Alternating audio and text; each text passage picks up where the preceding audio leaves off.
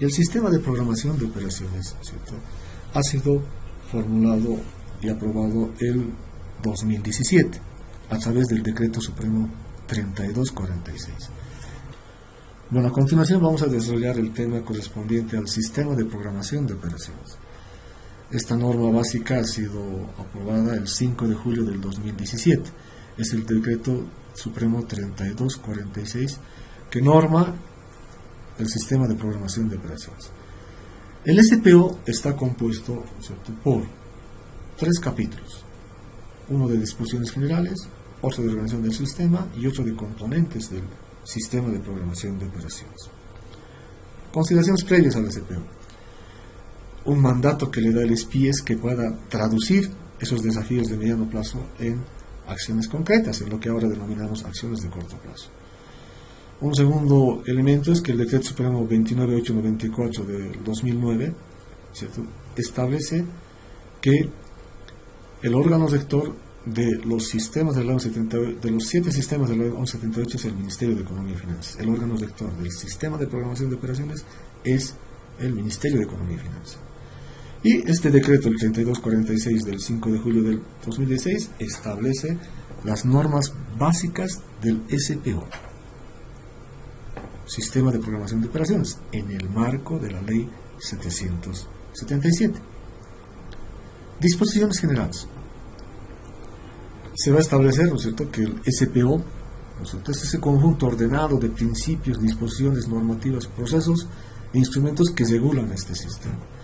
¿Cuál es el objeto? El objeto de la norma básica del SPO es regular la aplicación del sistema de programación de operaciones en las entidades, definiendo procedimientos a emplear, medios y recursos a utilizar, estableciendo tiempos, ¿no es cierto?, la programación de las acciones de corto plazo, siempre concordantes con el PEI.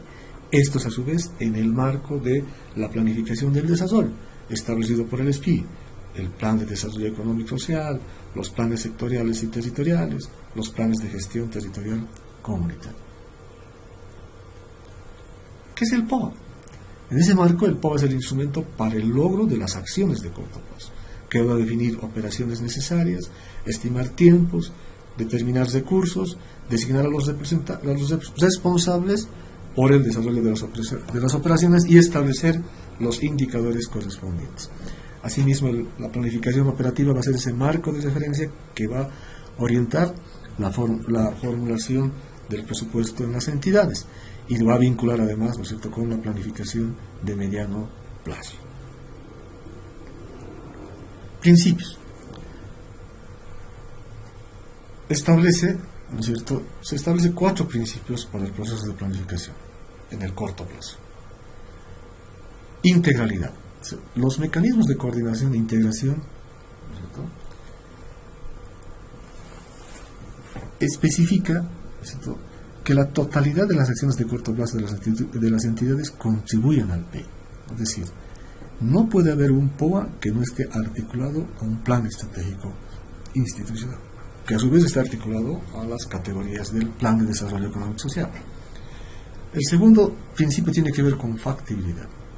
Siempre se programa en base a un techo presupuestario, o sea, la planificación de corto plazo está en el marco de techos presupuestarios. Transparencia tiene que ver con que la información es de uso público y además es oportuno. Se debe generar información oportuna para el requerimiento correspondiente. Y la flexibilidad tiene que ver con que se puede hacer ajustes al plan operativo siempre y cuando, ¿no es cierto?, eso esté establecido y en el marco de lo que permita el procedimiento correspondiente. La interrelación. El SPO se interrelaciona con otros sistemas, se interrelaciona con el SPIE porque es el que va a traducir en el corto plazo los desafíos de mediano plazo establecidos en los planes en el SPIE. Con el sistema de presupuesto porque es el marco, ¿no es cierto?, referencial en el cual se planifica el corto plazo en base a un techo presupuestario. Con el sistema de administración de personal porque producto de la planificación de corto plazo se va a hacer demanda de personal. Con el sistema de tesorería y crédito público, porque la ejecución de las acciones necesita, ¿no es cierto?, de los recursos financieros correspondientes y la ejecución de liquidez correspondiente. con el sistema de administración de bienes y servicios, porque le va a dotar, ¿no es cierto?, el requerimiento de esos bienes y servicios. O sea, hay un vínculo estrecho a través del plan anual de contrataciones. El plan anual de contrataciones vincula al SAPS con el SPO. Naturalmente que la ejecución de lo que esté planificado en el corto plazo requiere de una estructura de las entidades, de que tengan sus funciones, de que estén establecidos sus procesos, y en ese marco se va a vincular con el sistema de organización administrativa.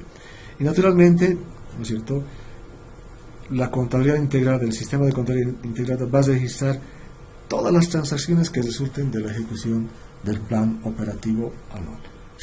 Siempre hay este enfoque sistema. ¿Cómo está organizado el sistema? ¿No es cierto?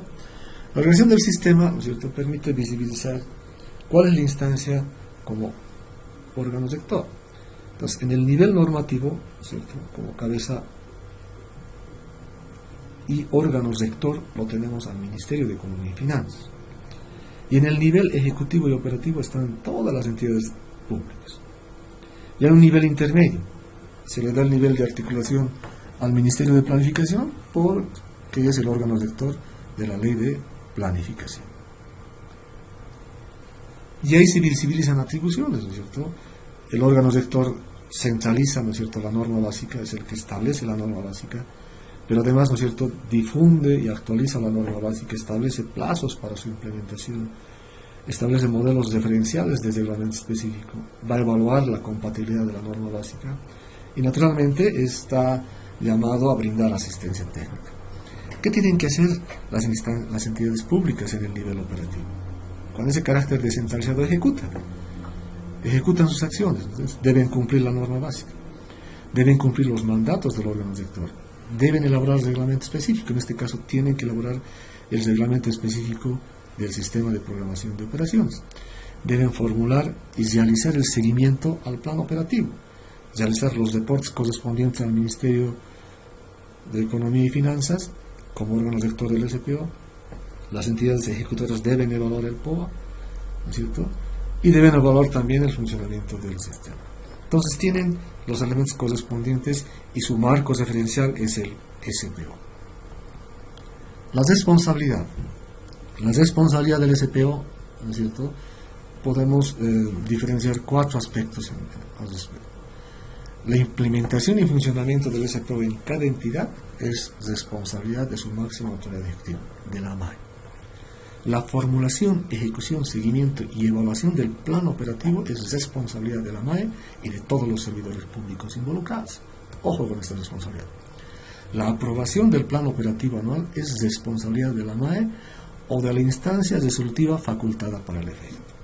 Y en el caso de las entidades territoriales autónomas, la responsabilidad por la formulación, aprobación, ejecución y evaluación del POA estará determinada por su normativa correspondiente. 4 aspectos que hacen a la responsabilidad en la implementación del sistema de programación de operaciones. ¿Cuáles son los componentes del sistema? El SPO tiene 2 subsistemas. Por un lado está el sistema de formulación del POA y el otro componente tiene que ver con el subsistema de seguimiento de evaluación del POA. En el subsistema de formulación del POA, ¿no es cierto?, se establecen 4 aspectos importantes. El corazón tiene que ver, en el corazón de la formulación del POA es la formulación de acciones de corto plazo. Las acciones de corto plazo son aquellos logros que se tienen cada año. Es formular, ¿no es cierto?, planificar cuáles son las acciones de corto plazo que los vamos a lograr en ese año correspondiente. No se olviden además que estas acciones de corto plazo que pretendemos lograr en cada gestión deben estar articuladas, ¿no es cierto?, al plan estratégico y a los planes de desarrollo. Una vez que hemos definido las acciones de corto plazo, hay que definir operaciones. Se establecen las operaciones correspondientes. Estas operaciones pueden ser de gasto corriente o inversión pública. Luego está la definición de indicadores, o sea, hay que medir las acciones de corto plazo y los aspectos inherentes a la formulación del POA. Y como cuarto aspecto, en este subsistema hay que determinar los requerimientos correspondientes, requerimientos financieros y no financieros. El otro subsistema que hace el componente 2 tiene que ver con el subsistema de seguimiento y evaluación al POA. Por un lado está el seguimiento, como primer aspecto de este componente está el seguimiento a la ejecución del POA. Por eso es que construimos indicadores. ¿Cómo se hace el seguimiento? A través de indicadores. El otro momento es la evaluación del POA. ¿Cómo hacemos la evaluación del POA? A través de indicadores. Se van a establecer momentos, ¿no es cierto?, ciertos periodos de tiempo donde hay que hacer la evaluación, al semestre, al final de la gestión, con los insumos que nos dan los reportes del seguimiento a la ejecución del POA. Y naturalmente un tercer aspecto tiene que ver con el ajuste del POA. Se puede hacer el ajuste del POA, ¿cierto?, sin violentar el plan estratégico y en el marco de lo que la normativa prevé para que cuando se pueda ajustar el plan operativo. Esto hace a los dos componentes del sistema de programación de operaciones. Como verán ustedes, este es el corazón en la formulación del POA, pero está articulado a los otros sistemas de la ley 1178 y como tal además está articulado al sistema de planificación integral del Estado. Hay un enfoque sistémico en el accionar de la gestión pública. No perder de vista esta contextualización que hemos hecho del marco normativo, porque de por medio está la responsabilidad por la función pública. Muchas gracias por su atención. Luego nos estaremos viendo con la unidad número 2 de este curso especializado.